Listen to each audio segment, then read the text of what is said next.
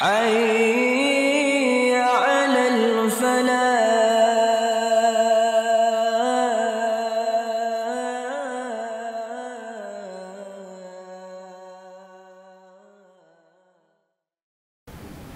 Bismillahirrahmanirrahim. Alhamdulillahirabbil alamin wa bihi nasta'inu ala umuri dunya waddin wa ala alihi wa sahbihi ajmain.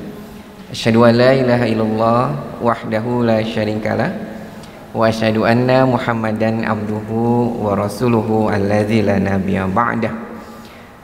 Amma ba'du. Ibu bapak, mohon maaf materinya sekitar qada dan fidyah. Mudah-mudahan bisa menjadi ziyadah keilmuan dan bisa menjadi panduan ketika kita melaksanakan ibadah, baik qada maupun fidyah. Ini ayatnya Quran surat Al-Baqarah ayat 184. A'udzu billahi minasyaitonir rajim. Ayyaman ma'dudat faman kana minkum maridun aw ala syafarin fa'iddatun min ayyamin ukhar wa 'alal ladzina yutiqunahu fidyatun ta'amu miskin faman tatawwa'a khairan fahuwa khairul lah wa an tasumu khairul lakum in kuntum ta'lamun. Ayat ini berkaitan dengan qada dan fidyah. Bapak Ibu, sebelum saya membahas ini, yang terbayang oleh Bapak Ibu berkaitan dengan qada dan fidyah apa coba? Kalau qada itu bagi yang mana? Kan ada ini, saya terjemah ya. Ayyamam ma'dudat, hari-hari tertentu. Faman kana minkum maridun, maka barang siapa yang di antara kalian sakit, au ala syafarin, atau ada dalam perjalanan safar, fa'iddatun min ayyamin ukhar, maka dia harus mengganti pada hari-hari yang lain. Artinya apa? Bayar qada ya. Nih Mas Jaki yang baru tahu ya, kemarin nanya ke saya, Ustaz apa qada, ada apa fidyah? Sekarang saya tanya jawabnya ya Mas Jaki ya. Wa 'alal ladzina yutiqunahu, dan bagi orang-orang yang yutiqunahu, yang berat menjalankan saum, fidyatun ta'amu miskin, maka membayar fidyahnya berupa memberi makanan kepada fakir miskin. Faman tatawwa'a, barang siapa yang dengan kerelaan hati mengerjakan kebaikan, faman tatawwa khairan fahuwa khairul lah, maka itu lebih baik baginya. Wa antasumu khairul lakum in kuntum ta'lamun, dan berpuasa itu lebih baik bagi kamu jika kamu mengetahui. Bapak Ibu, dari surat Al-Baqarah ayat 184 ini dapat kita pahami kalau seseorang yang sakit, faman kana minkum maridun, satu sakit ya, au ala safarin, atau sedang safar, faidatun min ayyamil ukhar, maka dia harus diganti dengan qada ya. Betul Pak? Faidatun min ayyamil ukhar itu berarti kudu di qada. Sekarang yang hamil dan menyusui di mana?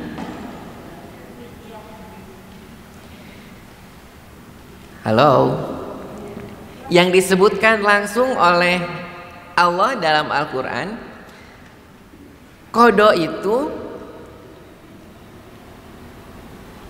bagi mereka yang sakit dan bagi mereka yang sedang dalam perjalanan, gitu ya, yang pokok tuh Pak. Jadi misalnya melakukan safar, maka boleh dia berbuka dan diganti pada hari yang lain. Sedangkan alladzina yutiqunahu, orang-orang yang berat dalam menjalaninya, kalau Hasan dalam soal jawabnya, orang-orang yang berat itu satu orang yang sudah sepuh, ya. Jadi orang yang sudah sepuh, usia yang tertentu, cung ayanu yuswa 80 tahun di dia. Jadi yang sudah sepuh, yang sulit sekali untuk bisa saum, itu ya alajutikon hote. Dua, orang yang bekerja berat, yang pekerjaan itu tidak bisa ditinggalkan, seperti orang yang bekerja di tambang atau di daerah yang tandus, yang sulit dia untuk bisa saum dengan suhu yang sangat panas. Amun saum dia pasti akan dehidrasi, ya. Kemudian Hasan menyebutkan di antaranya adalah orang yang hamil dan menyusui, Bapak Ibu ya. Jadi di sini disebutkan, ya. Mari Bapak Ibu kita lihat pembahasan yang kami susun ke bawahnya. Semua manusia yang beriman diwajibkan saum pada bulan Ramadan, terkecuali wanita hamil dan menyusui. Tak terkecuali wanita hamil dan menyusui, mereka juga wajib saum Ramadan. Namun terdapat keterangan yang sahih dari Nabi SAW bahwa wanita hamil dan menyusui boleh tidak saum, bukan tidak boleh saum. Jadi perhatikan Bapak Ibu ya. Jadi wanita hamil dan menyusui itu boleh tidak saum, bukan tidak boleh saum. Paham tidak? Jadi Ustadz, kalau nu hamil menyusui boleh tidak saum? Boleh, tapi jangan dipahami bukan tidak boleh saum. Nu hamil menyusui mah cenah kedah buka entong saum. Nah itu salah pemahaman seperti itu. Ya, ini mun titing Ustaz da abdi mah moal hamil deui, minimal beuteung ge gaduh putra cenah gaduh incunya. Ya. Artinya ia boleh memilih antara saum Ramadan atau tidak saum. Hadisnya ini Bapak Ibu yang diriwayatkan oleh Imam Tirmizi. Hadis yang di bawahnya nih. An Anas bin Malikin qala Rasulullah sallallahu alaihi wasallam, innallaha ta'ala wada'a 'alal musafiri sauma wa satras salati wa 'anil hamili awil murdi as-sauma. Ini hadisnya nih, hadisnya sahih. Anas bin Malik menjelaskan, Rasulullah SAW pernah bersabda, innallaha ta'ala, sesungguhnya Allah Ta'ala, wada'a 'alal musafir, telah menggugurkan kewajiban saum bagi musafir, wasatro solati, dan menggugurkan kewajiban menjadi setengah dari solat. Setengah solatnya apa masih Bapak? Jamak qasar ya. Jadi ketika orang yang safar itu saum digugurkan dan solatnya menjadi jamak qasar. Wa anil hamili wal murri sauma, dan ia juga telah menggugurkan puasa bagi perempuan hamil dan menyusui. Artinya wanita hamil dan menyusui boleh tidak saum, seperti halnya seseorang yang safar. Jadi ilat hukumnya tidak saumnya itu kenapa? Karena hamil dan menyusui. Adapun yang menjadi masalah adalah pengganti saumnya. Apakah dengan qada atau dengan fidyah? Wanita yang hamil dan menyusui, apakah ganti saumnya teh harus dengan qada atau dengan fidyah? Karena dalam hadis kan cuma dijelaskan faman kana minkum maridun au ala safarin faidatun min ayamil ukhar. Gitu ya Pak Ibu ya.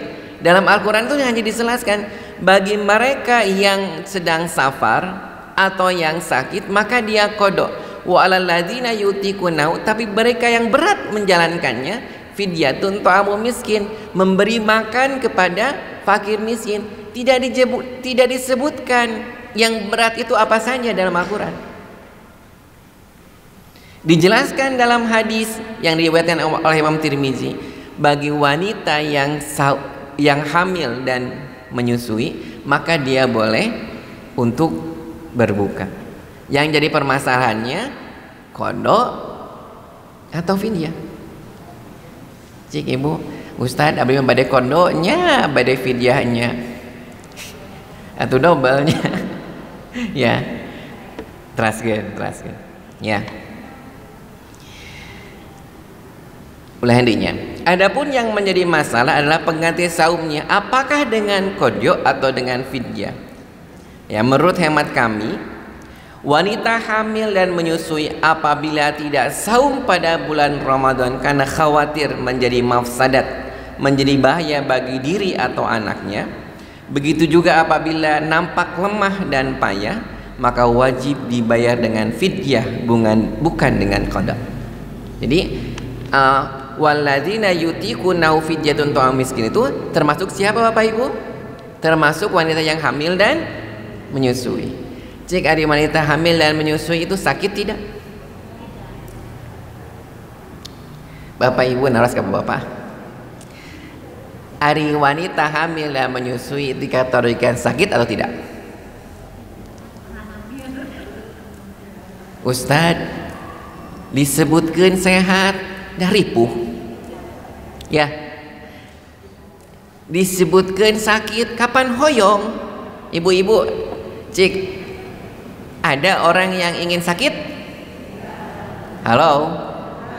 Nah, gaduh putra hoyong atuh. Lamun sakit itu, kalau hamil itu sakit, maknya hayang gaduh putra. Gitu ya. Jadi sehingga hamil itu apakah dimasukkan ke dalam kategori sakit atau tidak? Sehingga upami di Malaysia mah aya rumah sakit bersalin teh apa Bapak Ibu? Apa? Wiyandi? Rumah sakit korban lalaki, cenah teh sopan. Rumah sakit korban laki-laki. Emangnya gitu kapan hoyong istri oge hamilnya gitu ya. Ya Bapak Ibu. Kita lanjutkan lagi. Kita lanjutkan kepada hadis yang selanjutnya, ya. An Ibni Abbasin qala, hadis ini panjang. Wal hubla wal murdi'a idza khafata aftarata wa at'amata. Itu dijelaskan sekali. Wanita yang hamil, kata Ibnu Abbas, wanita yang hamil wal murdi'u dan wanita yang menyusui, idza khafata, kalau seandainya dia khawatir baik terhadap dirinya maupun terhadap bayi yang ada di rahimnya, aftarata, maka keduanya harus berbuka, wa at'amata, dan memberikan makanan, sehingga kita namai apa Bapak Ibu? Fidyah, gitu ya. Ini riwayat Abu Daud, yang di atas riwayat Imam Tirmizi. Kalau yang Imam Tirmizi itu dari Anas bin Malik, kalau yang dari Abu Daud mah dari Ibnu Abbas. Jadi seorang sahabat utama. Wanita hamil atau menyusui apabila tidak saum wajib membayar fidyah, karena mereka masuk kategori alladzina yutiqunahu, yaitu orang yang tidak mampu saum dan payah bila ia saum. Sebagaimana ada keterangan lain dari Ibnu Abbas, ia pernah berkata kepada seorang perempuan yang hamil yang tidak saum Ramadan. Jadi Ibnu Abbas pernah berkata, anti bimandillati la tutikuhu, engkau itu ada dalam posisi orang-orang yang berat untuk saum. Fa'alaiki al-fida'u, maka engkau wajib membayar fidyah. La qada'a alaiki, maka tidak ada qada atasnya. Jadi ini ditegaskan oleh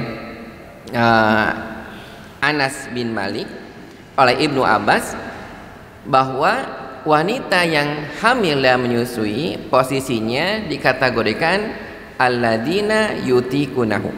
Ya, Bapak Ibu.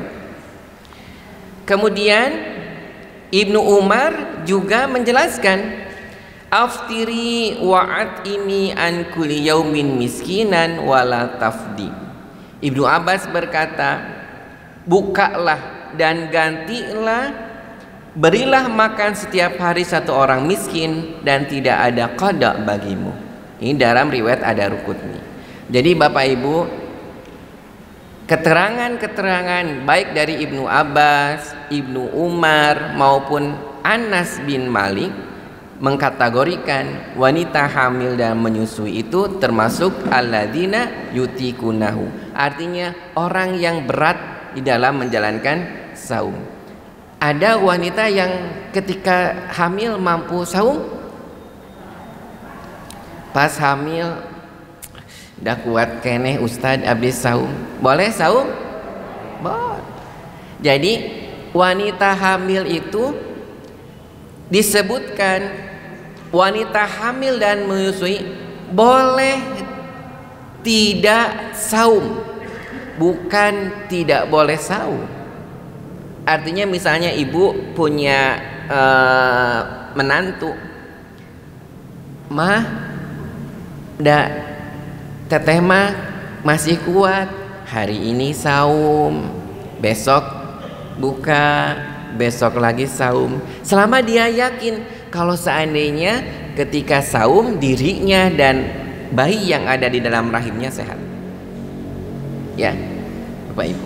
Jadi tidak bisa dipukul rata, pokoknya mah anu hamil menyusui kedah buka, tidak bisa seperti itu. Karena dalam Al-Quran tidak menyebutkan bahwa wanita hamil dan menyusui itu harus fidyah di dalam Al-Quran itu. Kalau qada mah jelas, ya. Qada mah jelas, faman kana minkum maridon au ala safarin faiddatun min ayyamin ukhra. Jelas sekali dalam Al-Quran itu. Sehingga posisi wanita hamil dan menyusui, baik Ibnu Abbas, Ibnu Umar maupun Anas bin Malik, mereka mengkategorikan terhadap alladzina yutikunahu. Tapi ketika dia mampu untuk saum, tentu lebih baik saum itu. Ya, abdi makiat yakin bayinya kuat juga, ya silakan saum. Artinya wanita hamil dan menyusui boleh tidak saum, bukan berarti tidak boleh saum. Ya Pak Ibu ya. Nih. Kita lanjutkan lagi. Nah, sekarang kami memuat beberapa pendapat yang mewajibkan qada. Jadi ada juga di antara kalangan ulama yang mewajibkan qada karena tidak disebutkan dalam Al-Qur'an wanita hamil juga dilebetkeun we sakit sehingga dia harus qada, ya. Kumaha amun wanita hamil sapar deui.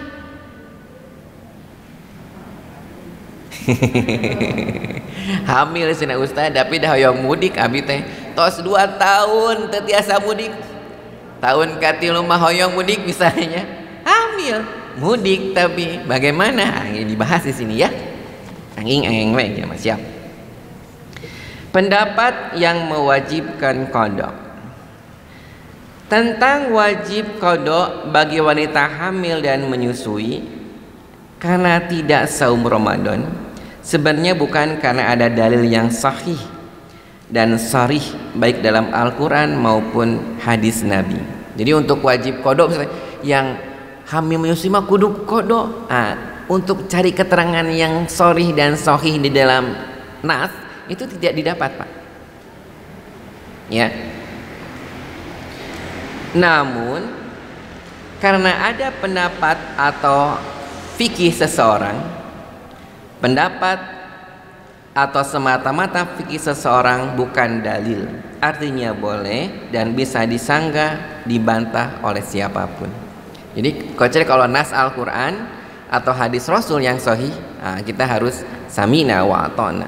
Tapi kalau pendapat tentu saja ada kewenangan kita untuk mengklarifikasinya, Bapak Ibu ya. Sekarang buka halaman yang kedua. Bapak Ibu mohon maaf yang kedua ini kurang jelas.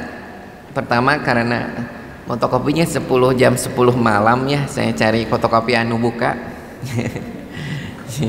Wayah ya nu aya. Nanti Bapak Ibu yang belum ada makalahnya bisa nanti di fotokopi ya. Sepengetahuan kami ada 3 pendapat yang menetapkan kodok bagi keduanya. Jadi bagi wanita yang hamil dan menyusui. Pendapat pertama, pendapat Al-Hasan atau Hasan Bisri dan Ibrahim An-Nakhai, bahwa wanita hamil dan menyusui boleh tidak saum Ramadan dan wajib mengqadha saumnya. Alasannya karena wanita hamil atau menyusui sekedudukan dengan orang yang sakit, bimangjilatil marad.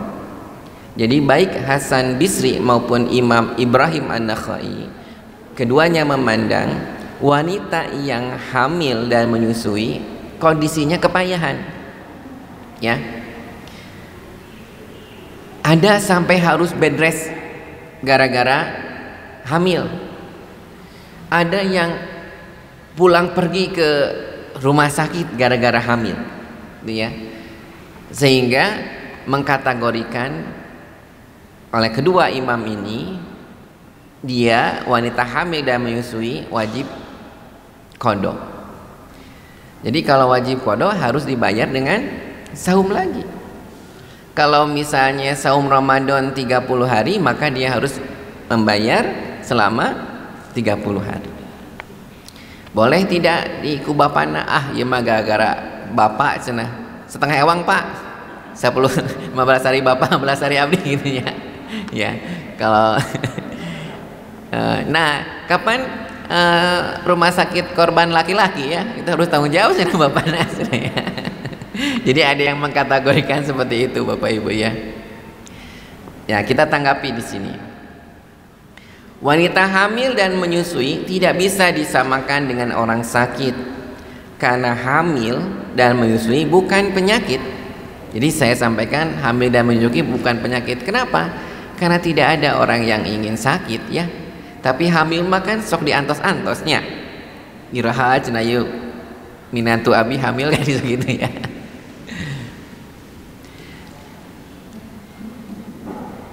Dan seseorang ibu semamata hamil atau menyusui bukan orang sakit. Adapun ketika ibu hamil dan menyusui terjadi kelemahan, terjadi kepayahan, atau terjadi kekhawatiran terhadap kemadorotan terhadap dirinya atau anaknya, maka lebih tepat dikategorikan alladzina yutikunahu, orang yang payah atau tidak mampu saum. Bukan dikategorikan orang sakit. Oleh karena itu, apabila wanita hamil dan menyusui tidak saum, maka wajib dibayar dengan fidyah, bukan dengan qada.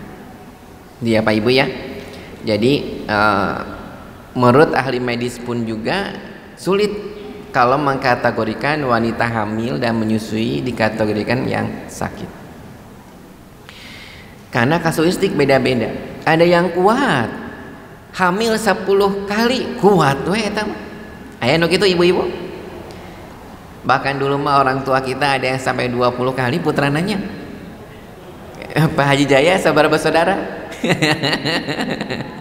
Ya, luar biasa. Jantan benten-benten ya. Orang mah enggak. Kemudian pendapat kedua. Ya. Pendapat kedua. Ibu hamil dan menyusui wajib mengqadha saum apabila ada kesempatan mengqadha saumnya.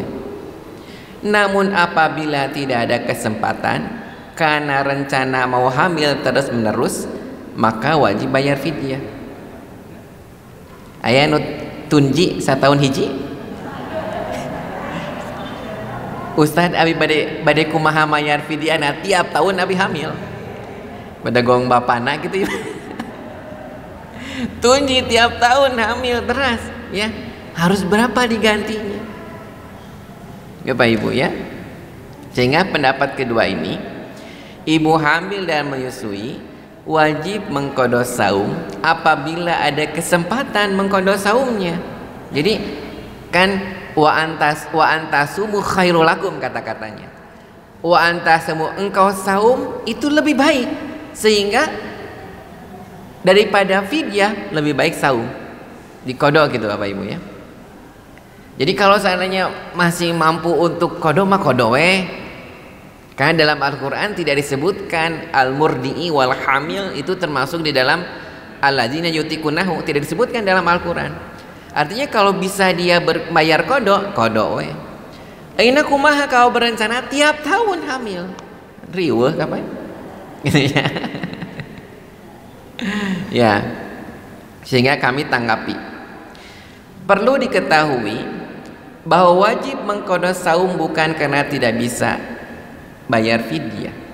Jadi wajib mengkodok saum itu bukan berarti tidak bisa membayar fidyah. Jadi haid dan nifas juga tidak disebutkan di dalam Al-Quran, tapi dalam hadis haid dan nifas dikategorikan kodok. Ya. Demikian pula yang wajib bayar fidyah bukan karena tidak bisa mengkodok, namun karena tidak saum dengan sebab alladzina yutikunahu. Jadi Bapak Ibu, orang yang bayar fidyah bukan berarti dia tidak mampu kodok. Jadi karena mampu kodok fidyah weh. Atau orang yang kodok bukan berarti tidak mampu bayar fidyah, ya. Tapi karena syariat yang menetapkan seperti itu. Fidyah sendiri sebenarnya Ibu kan tidak mahal. Fidyah itu. Jadi sepengetahuan kami, fidyah itu setengah sok. Jadi kalau diukur mas sekitar 10 sampai 15 ribu rupiah seharinya.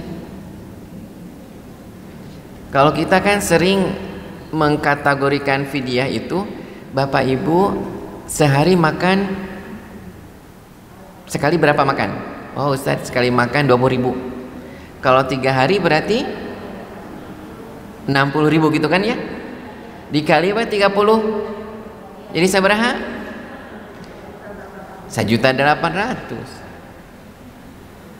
Padahal kalau lihat nas itu setengah so itu sekitar 10 sampai 15.000. Gitu ya. Tapi karena ibadah maliyah mah boleh lebih dari ukuran, ya badai 100.000 sehari sah-sah saja. Jadi ibadah maliyah boleh melebihi dari takaran. Ibu bapak bayar zakat 30.000, Ustaz da abdi maah alim ragu-ragu badai 50.000 weh. Boleh tidak? Boleh. Ibadah maliyah boleh seperti itu. Ya, Bapak Ibu. Ya, kita lanjutkan lagi. Sekarang pendapat yang ketiga. Wanita hamil dan menyusui tetap bayar fidyah, tapi juga wajib bayar qada.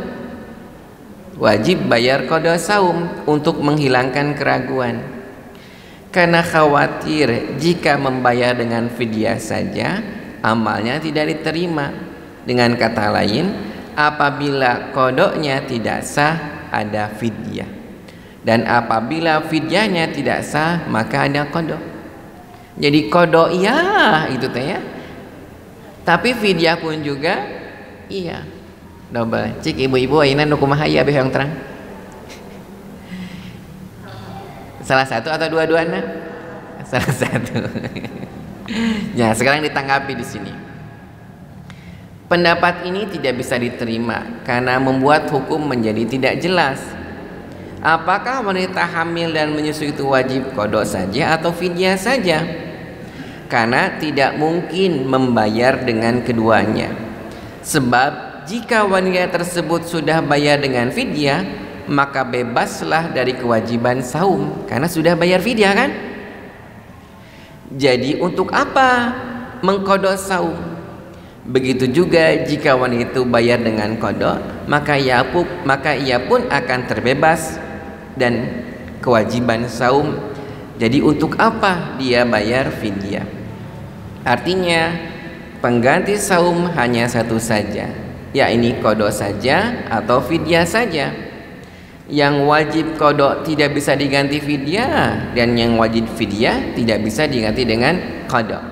Jadi betul kata ibu, milih ya, fidyah atau qada. Ustaz, biar saya lebih yakin, sehingga kalau saya bayar qada terus tesah qada abi teh aya fidyah. Kalau seandainya saya bayar fidyah terus tesah fidyah abi teh ada qada. Itu ya. Jadi ini pendapat yang ketiga. Bapak Ibu, sok Bapak Ibu pada milih di mana? Ya. Karena masalah fikih mah tentu beragam Bapak Ibu ya. Jadi masalah fikih mah kita harus saling memahami dan tidak memaksakan. Tapi tetap kita harus punya prinsip, cek mandra mah kudu boga prinsip gitu ya. Jadi kita memilih karena ini yang kita lebih yakin. Tapi kita tidak bisa menjudge orang lain salah, tidak bisa untuk masalah fikih. Ya, harus saling untuk memahami. Ya, kita lanjutkan apa Ibu sedikit lagi ya. Kita bisa berapa ya? 10 menit dehnya. Tamatlah 10 menit dehnya. Kapan wanita hamil dan menyusui membayar qada saum? Ya. Perlu diketahui bahwa ibu hamil dan menyusui pada asalnya wajib saum apabila tidak ada kekhawatiran baik bagi diri atau anaknya, karena hamilnya sudah cukup besar dan kondisi ibu dan bayinya sehat. Begitu juga menyusui karena bayinya sudah besar, lepas dari ASI eksklusif dan sehat. Namun apabila di tengah-tengah saum Ramadan wanita ini tidak kuat saum dan akhirnya tidak saum karena ada penyebab penyerta, yakni sakit, safar, haid atau nifas, maka mereka wajib mengqada saum, bukan membayar dengan fidyah. Jadi ketika bapak ibu misalnya teh ibu nuju hamil nyusuan terus wae haid gitunya, haid tuh, maka karena haid mah kedah dibayar ku qada. Sehingga ketika haid itulah bapak ibu hitung bayar qada. Gitu ya. Nuju hamil misalnya nuju hamil teu damang, bayar qada berarti teu damangna. Gitu bapak ibu ya. Seperti itu. Agar lebih rinci kami akan urutkan keadaan wanita hamil dan menyusui apabila mereka tidak saum. Pertama, wanita hamil dan menyusui yang mampu saum karena kondisinya baik dan tanpa ada kekhawatiran terhadap kondisi dirinya atau anak-anaknya, maka tetap berlaku hukum asal atau hukum azimah, yaitu wajib saum. Namun apabila wanita hamil dan menyusui ini melakukan safar atau sakit lalu memilih tidak saum, maka wajib mengqada saumnya, bukan dengan membayar fidyahnya. Jadi yang pertama itu Pak. Jadi ketika sedang hamil safar, oh berarti qada naha dah safarna ya. Gitu ya.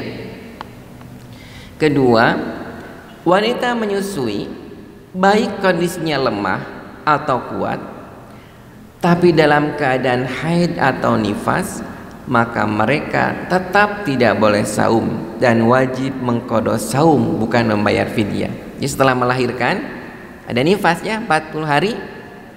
Misalnya teh nifas nate Ustaz abdi mah mung Ramadan teh mung 10 dinten, berarti 10 dinten bayar qadana. Bapak Ibu ya, seperti itu. Yang ketiga, wanita hamil atau menyusui yang mampu saum namun ada kelemahan, kepayahan atau kekhawatiran bagi diri atau bayinya, maka boleh tidak saum dan wajib membayar fidyah, bukan dengan qada. Jadi ketika nifas tidak memang kondisinya mah lemah, gitu ya, kondisinya mah lemah, maka dengan demikian dia membayar fidyah. Keempat, sedangkan wanita hamil atau menyusui yang jika saum dapat membahayakan nyawa ibu atau bayinya menurut pandangan ahli medis, maka mereka haram melakukan saum dan wajib membayar fidyah, bukan dengan qada saum. Itu ya Bapak Ibu, 4 kategori yang kita coba runtut permasalahan wanita hamil dan menyusui. Sehingga kesimpulannya, hasil kami, mubahasah kami, wanita hamil dan menyusui apabila tidak saum murni karena hamil atau menyusuinya yang terjadi kekhawatiran, maka wajib dibayar dengan fidyah. Namun apabila wanita hamil atau menyusui tidak saum karena sakit, safar, haid atau nifas, maka wajib mengqadha. Jadi Bapak Ibu, nanti tentunya kondisional wanita hamil dan menyusui ini. Ya.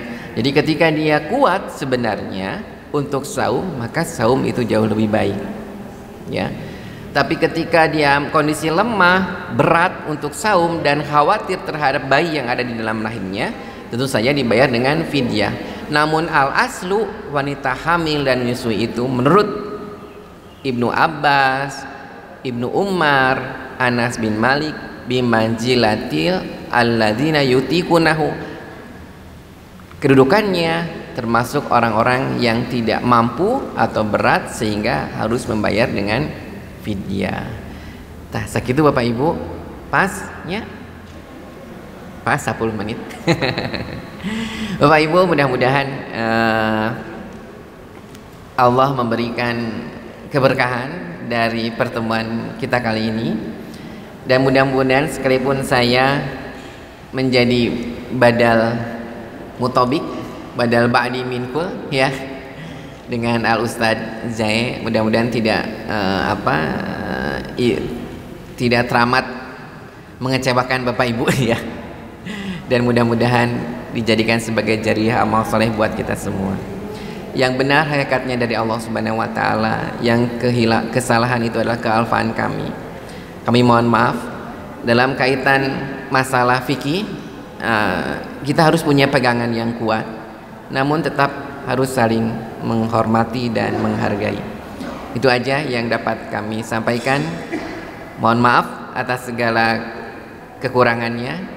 Salam dari guru kami Ustadz Jai Nandang kepada Bapak Ibu sekalian. Mohon maaf beliau tidak bisa menyamai Bapak Ibu sekalian, dan mohon doanya semoga beliau diberikan kelancaran dalam menjalankan tugas dakwah di daerah Tasikmalaya. Itu aja yang dapat kami sampaikan.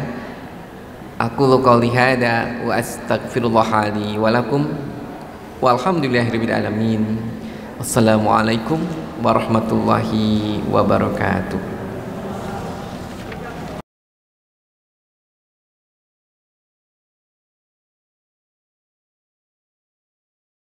حي على الفلاح.